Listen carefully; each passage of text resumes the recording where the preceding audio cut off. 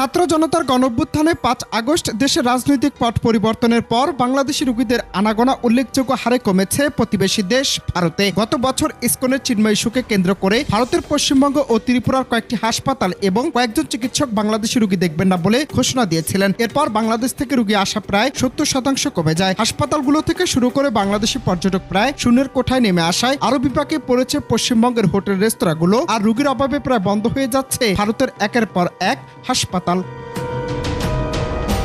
এমন পরিস্থিতিতে চীন বাংলাদেশের স্বাস্থ্য খাতে বড় ধরনের বিনিয়োগ করতে চায়। চীনের রাষ্ট্রদূত ইয়া ওয়েন পররাষ্ট্র উপদেষ্টা মোহাম্মদ তৌহিদ হোসেনের সঙ্গে সাক্ষাতে ঢাকায় বিশেষায়িত হাসপাতাল নির্মাণের সহায়তা এবং চীনের রোগী পাঠানো নিয়ে আলোচনা হয়েছে। তাছাড়া চীনের সহযোগিতায় ঢাকার পূর্বাঞ্চলে একটি বিশেষায়িত হাসপাতাল নির্মাণের প্রস্তাবনা রয়েছে, যার জমিসহ অন্যান্য সুবিধা দিতে বাংলাদেশ সম্মতি জানিয়েছে, যার কারণে ভারতের চিকিৎসা খাতে একরকম ধসের আশঙ্কা রয়েছে।